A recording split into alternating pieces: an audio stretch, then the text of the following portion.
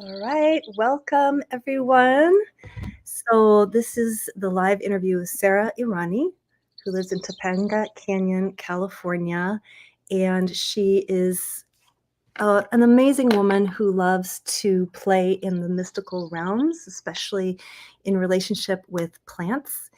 And she's an author of 3 books that are all about the paradise realm, which is what we're going to talk about, as you can see in the title here.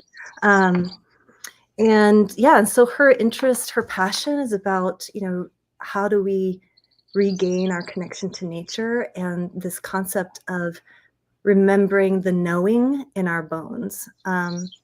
So I thank you, Sarah, for it's truly an honor. And I love this subject matter. Like it's definitely a deep passion of mine as well. And so I just want to ask you, because I'm really curious, like, what has your journey been to arrive to this concept of the paradise realm? Like how did that come through for you? Like when did it become conscious, or when did the calling appear? Well, first of all, thank you. Thank you for inviting me here. This is great. When did it become conscious? Well, I've always been interested in plants and nature. I remember having like herbal medicine books when I was a little kid, and we had one little comfrey plant in a pot on our balcony. My mom and I living in an apartment building. I grew up in the suburbs, not out in the woods, not really out in nature, but I was always interested in it. A couple times we went camping when I was growing up, and there was this whole world. But then as I got older, I was able to make choices for myself and spend more time in nature, connecting just just the truth of the beauty of nature. It's like the natural world can't go wrong. Humans can do some weird designs, human can make beautiful design, but nature, everything is just in place. And as I learned about things like permaculture and regenerating landscapes, I was blown away. I was fascinated by that. I was like, "Oh yeah, there's ways where we don't have to just grow things in little rows and use pesticides and all that." I mean, and there's more to than just organic. My AirPod fell out. But there's ways that we can actually regenerate, give back to the earth, and create in in line with what's already there. Just kind of taking advantage of what's already, not that's not the right word, but making use of what's already there and kind of building on it, building on that natural abundance. And so that's always been really interesting to me. And then it was during the COVID lockdown. It was 2020, and time was slow, and I had a lot more time to be outside and just slow down, garden a lot, listen to the plants. And I just remember one day I was out in the yard and just looking, and everything like kind of looked more bright and lit up. Everything was really beautiful. The birds were really singing, and I just heard one of the plants, the datura plant, who I like to sit with energetically. Don't ingest her, not a good idea. But I like to sit with energetically, and I just heard, create the paradise realm. I was like, oh, I know exactly what that means, but it doesn't feel like it's easy for me to explain it. So that's why I have all these books and I have all this content around it, because I feel like it comes through. But to me, like, create the paradise realm, it means create with the plants, um, create with the connection to our ancestral knowing. And it doesn't mean, obviously, we can't step out of the earth, the society the way that it is now. There's a few people who totally go off grid. Most of us are not going to do that. Let's be realistic. But Yeah.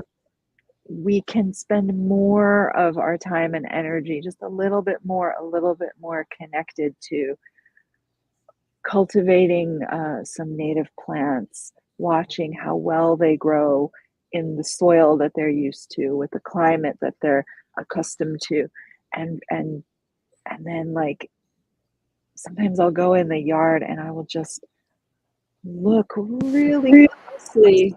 Just look really closely at some of the flowers. Just a moment, that timeless kind of present moment where things are glow a little bit and you kind of lose yourself in it. And I mean, that's a paradise realm feeling. Yeah. So, admittedly, there are other words that can be used for this kind of feeling. That's just the Yeah. phrase that came to me. Yeah. Yeah. So it's really, yeah, it's like, well, how do you describe an experience? It's like, how do you describe a kiss, for example? Mm.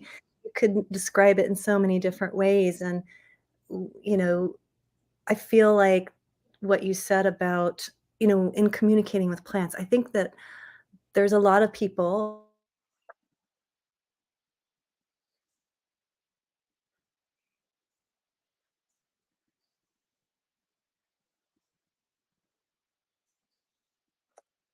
Uh-oh, you're frozen. Is that me or you? No, it's probably me. I have Starlink, so it does blip out every now and then. Okay. Darn. So what I was saying is that, yeah, so this being able to, receive messages and actually it's not just. I think that most of the time when we're out in nature, we're objectifying everything, right? I see the tree, I see the river, like I see it, and I can identify it maybe, like if I have that knowledge and learning, but there is an entryway to actually communicating and receiving messages from plants. And I personally have had an experience, and this was years ago, and we had this crabapple tree that was blooming, and this was back when I was kind of interested in playing with flower essences and learning how to make your own. And my friend who was with me, was a Cherokee woman, and she said, let you ask the plant first if it's okay that we can use its flowers. And so I did that. I asked the plant, I asked the tree, do I have permission to use your flowers to make this essence? Um, and there was this, it was like, I felt it in my whole body, just this like tingle in my whole system. And it was just like, whoa, like it was a real physical feeling response. Um, so yeah, maybe share with us like how maybe some of your experiences with, communicating with plants. Because I mean, I know you have a lot of knowledge through just, studying herbs and knowing the names of the plants and the flowers and such, but I feel like you have cultivated a a real way of knowing how to connect and how to, like, because you write in your content, like, I had a conversation today with this such and such plant, and this is what it had to share with me. I don't, yeah. So tell us more about that. Well, for starters, it's very subtle, it's very intuitive. It's not like I just hear a voice Hmm. that's loud and clear. Yeah. And sometimes I have to ask myself, am I really hearing this or am I making it up? But Yeah. no, I think it's coming through. Hmm. And it does require slowness, which is challenging in these times. It really does require a slowness and setting the phone, leaving the phone somewhere else, and and sitting and listening to the birds, kind of watching the bees just looking around and entering a state. Childlike sense of wonder is a phrase that is really like if you can sink into that state, that's a Mm, great place to be, yeah. where it's not about intellectual knowing, but it's more about like fascination, like the first time seeing this. I mean, plants are very bizarre looking when you really look closely at them. I mean, mostly we see a bunch of leaves and some flowers, but if you really look closely and you kind of see the being inside the plant, And when I say being, I'm not seeing like fairy spirits. I'm just talking literally about the physical structure of the plant itself. But if you look really closely at the way that the structure is made, there's some Oh, yeah. trippy. Yeah, right? Yeah. And so that's like looking with these fresh, innocent Right. eyes. Yeah, right, it's like you And don't have to be on mushrooms to be, like, no. blown away, right? Yeah, Yeah, yeah. yeah, And so then you can ask if there's a message or just kind of listen, generally listen. And sometimes it's just a feeling. And I don't always hear things from the plants, but I just get a feeling around them, yeah, different ones. And some plants really I connect with, and some I don't, and I don't worry about it. I don't try to force anything, but there's definitely some plants that I connect with very strongly, and yeah, for whatever reason. right. Yeah. Yeah. Um, so we talked about before we got on this interview, you brought up something that it felt so good to me just hearing the words, but this remembering the knowing in our bones. Um, we have, we have these hands, we have this heart, we have this body, and so if you could speak to that, like what does that mean? This remembering the knowing in our bones. Yeah, well, I'll start with on a very physical level, everything in our body is made up of minerals from the things that we eat. So our bones are made up from, ideally, our bones, our skin, our blood, our hair, everything would be made up from minerals from plants that are right on the soil where we're living, assuming we grew and gathered everything locally, right? And our ancestors, for all back in millennia, would have been buried in that same soil, Mhm. thus decomposing, turning into soil, and the plants taking them up again. Now, that's not the case for most of us right now. But you Seem can think about that concept, that cyclical, Yeah. how everything goes back and then comes back around, goes back and comes back around. That's one way of thinking about it. But then there's the way of just no matter where we live right now compared to where our ancestry was from, all humans share certain traits and activities, no matter who your ancestors were. You can think of the ancestral skills: pottery, baskets, weaving. There was always some kind of hunting, some kind of weaponry of some kind, tanning hides. I mean, all of these, shelter building, whatever the materials were at that location. But these are all skills that were our ancestors made use of.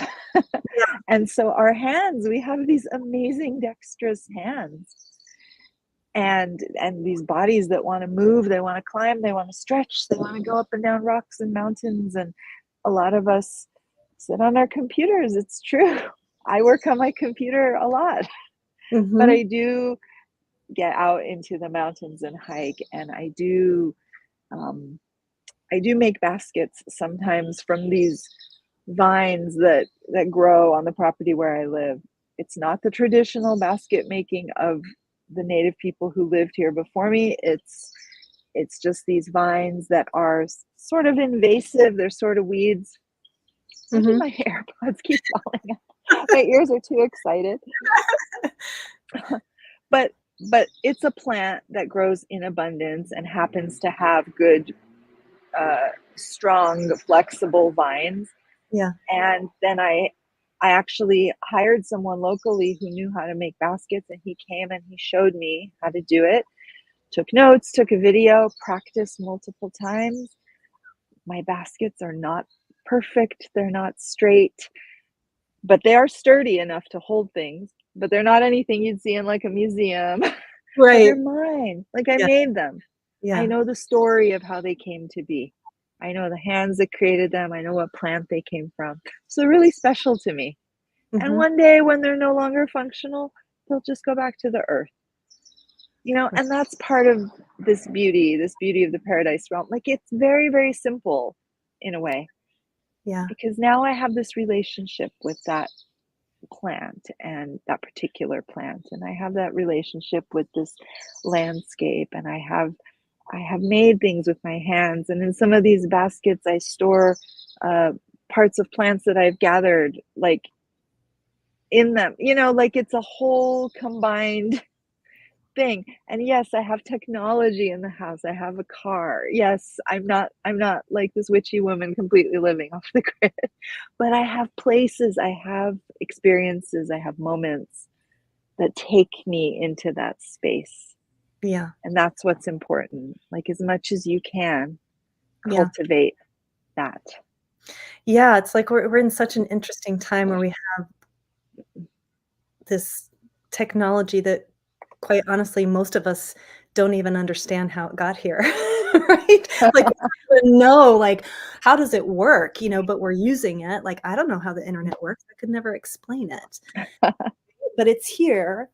Um, and yet to me, it feels like, and I don't know if we could ever really, it just, how does the internet work? All this technology, like taking it apart and like, having all the science behind it and everything. But then it's like nature feels so much more, I don't know what's the word. It's like to be in relationship with it and to understand how she comes together is just by observing it, by Mhm. observing how she moves. And I wanted to mention, like, I once went to a ancestral skills gathering. It was my first time. It was here in the valley, um, and it was such a trip going there because, there's all these people in buckskins and they're like tanning hides and they're weaving and they're felting and they're doing all this stuff. And I took my kiddo up there to experience it, and I had this feeling of like, whoa, like this feels like I know this. This is so crazy. And so this remembering, this knowing in our bones, uh, it does feel that there's something that's deep within us that can't be taken away. We can certainly distance ourselves from it and maybe even ignore it and forget about it, but it's like, once you do just the most simplest thing, like you were saying, of making a basket from vines in your backyard, there's just this, like, I've done this so many times before. I know this. Like, either I know it through my ancestors, if you believe in past lives, like, oh yeah, it's just in my DNA. Like, I just have this remembering. It just feels right. And Yeah, we evolved using our hands for so much, for yeah, creation. And many of us are creative, but like on a digital content level, mhm, which is great, but it also feels really good to create something tangible, right, right? right. And so Whether that's it's what you really sewing patches on did. your clothes or baking a cake, but just making something tangible. Yeah. Yeah, this concept of, like, slowness, like, um, yeah, just the slowness, like, what kind of revolution could we create if we actually chose slowness? Like, I'm gonna bake my own bread. Not that we have to do all the things, because that would feel overwhelming, right? I mean, I've tried the homesteading thing where I'm like, "Okay, I'm gonna grow my food, and I'm gonna jar all this food, and I'm gonna" all this stuff, and it was great, and it was fun, but it wasn't very realistic necessarily, because it's like you still have to make money, Um, Yeah. but there's something really liberating about, uh, choosing the slowness. It's like, "You know what? I'm gonna choose to step out of this, old energy paradigm of, you know, always being on the hamster wheel, always, you know, just being productive for the sake of whatever, that's not, really in alignment with, like, nature's cycles, let's say, right? Of just so,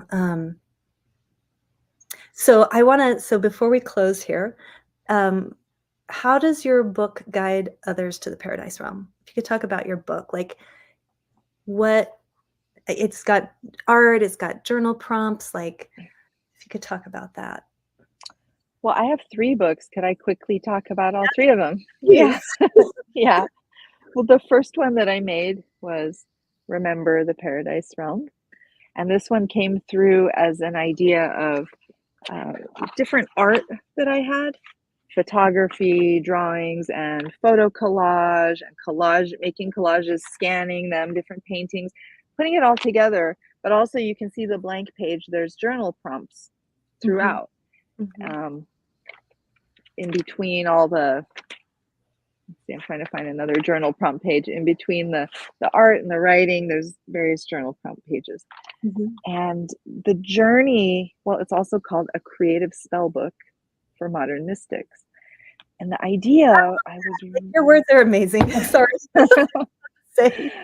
the idea that came to me kind of when I downloaded the idea for this book was um, for people to encounter that feeling of what we want to experience when we think about like the 5D. Like we live in the 3D, but then there's that the 5D where it's like where we think some like our thoughts are more pure and connected. We think something and it happens, or more like in alignment with the energy of creation. And so this book asks different prompts, starting with like, what do you want? What do you want that feels far away? And what would it really be like if you had that in your life? What would it feel like? Mm, What would it taste like and smell like and feel like to be home? What does it mean to be home on a soul mm, level? mm. What do you want to bring into the world with your auric field? For example, what would you give to the earth to decay back into the beautiful decay of the earth? Because we know everything is a cycling of compost and fertility. So decay is not something to fear, but decay can be an offering to decay. Um, and what other types of prompts? Weave your beauty into the living earth. Like, what is your beauty? What is your gift of the paradise realm? How do you give that gift? So it goes through with different sort of inspirational art and writing, and then the prompts. So the way I envisioned it was that as a creative spell book, you would through through the merging with my creativity and art, which I put a lot of just like love and power and energy when I created. Sorry, I'm moving this. When Yeah. I created this book, um, like it felt so good to be making it, and it happened pretty quickly. Like I was just energized and doing it every day. Finished it. Yeah. Um, that this book is like a container, and then you put your creativity into it, and together they become it like Mhm. amplifies it. That was the idea. So Yeah. I encourage people when they buy it, write in it and draw in it. Don't just like keep it on your shelf as a pretty thing. I mean, you can use your own separate notebook if you want and keep this one pristine. That's fine. But I would love people to write in it, draw in it, send me pictures. Like I want to see what your creation is with mine, and just go through this journey. And hopefully on the other side, I mean, we don't know what's going to happen, but it would be great if you had some kind of great insights or revelation, or just a Yeah. beautiful energetic experience working through it. Oh, yeah. I mean, I can attest to the power of manifestation through writing. I mean, I recall times writing in my journal of like, "Okay, this is what I envision, like, this is the kind of, you know, partner I wanna live with. This is kinda life that I wanna have for my children," and it happened. It came, and so, yeah, I can't stress that enough, like, the power of it's not like, there's a reason why you're not publishing it as, like, an online, like, type it in, you No, know? I want people's hands to be on it. There was this naturopath, if I can remember his name, and I'm gonna blank out on his name. He's an amazing doctor. maybe it'll come to me later, but he talked about his time in medical school when they were looking at a cadaver and they were studying the hands and they were taking, opening the hands. And it's like he had a spiritual experience. He was just like, holy shit. Like it was just like he just saw what the human being is and like how, pardon my French, fucking incredible these are. Like there's so much more here than just something to pick up an object, right? So, Yeah. yeah. Yeah. And then I know I'll try to go quickly, but You're this doing is fine. the second book, which is the manifesto, which actually started out as a little zine that I made, that I like made photocopies and actually like sewed up myself. But then I was like, I can't mass produce that. I only made 4 or 5 copies, gave them to friends. So then I sort of reinvented it as a book, and it's just little bits of poetry and sayings and oops, that's a blank page. um, Drawings, all it's Yeah. really the manifesto for it's like the childlike, innocent, simple version of the Paradise Realm. And I could read a few. Yeah, please do, because it's like I feel like that book is like little it's like when you read it and you look at it, they're like activations. It sparks something in you, you know? To see it waiting just underneath the ravaged places, because it's the energy's there. Mhm. See it ready in the places that are still pristine and loved, and feel it in the heart that knows it's already here. This is like a little person praying at an oak tree with a little pussy portal and some eyes up here. I mean, just some drawings that I did. Yeah. Our job as humans is to be gardeners of the earth. And another thing that goes very strongly for anybody who's interested with the Paradise Realm, the concept of wild tending the wild. I'm not going to get into it because it's too much, but if that sparks an interest, just look it up. Yeah. I'm Part putting of the here. part of living regeneratively on the planet. So wild tending is a good ancient technology to consider. Yeah. And this is the third book. I wanted to make one that was a written essays with some illustrations in here as well. And this is about, more specifically about my experiences in Topanga Canyon with plants and some mystical experiences as well. Mhm. And the reason I chose a nude picture of me walking into the brush, for me, nudity is very much, it's like innocence. It's like this could be anybody, an innocent human on the earth, just being in pure connection with nature. Yeah. So, and all these 3 books are on my website, paradiserealm.org. And I also have a guided journaling program that goes with this, where Mhm. for each of the prompts, I have a video of me speaking about like deeper into what's going on with that prompt and how you can think about it. And then it shows like the pages from the book. So it's something, if you want like a journaling experience, kind of like a class, Mhm. but it's at your own pace, kind of thing, It's which beautiful. yeah. And and yeah, and I just highly encourage you guys to check out her stuff, like, totally affordable. I think the journaling program is only $33, like, that to me is a no-brainer. Yeah. You're really, like, what a beautiful gift, and definitely, follow Sarah on Facebook. You're on Instagram too, right? But on Mhm. Instagram, what's your handle? Kali Shanti. Kali Shanti. Yeah, Kali Shanti. I made this name a long, long time ago. I had a wild spirit in me, and I was hoping by using that name I could like add some peace to it. But now I've made peace with being more fiery and wild. yeah, yeah, Yeah. yeah, and so I just really just wanna, say to you, like, I really appreciate your presence on social media the land of social media is so loud and obnoxious most of the time, and whenever I see your post, it's just like, "Oh, I can feel my breath again," like, I get it's just like, "Oh," "You're just so authentic, and what you write is just so provocative in such a soulful way," and, so, yeah, everyone needs to check your work out, so Thank you. thank you Thank so you. much for being here, and if you're watching the replay, please let us know, comment, ask questions, and we'll respond. And thank you, everybody. Thank you. All right, See you bye for later.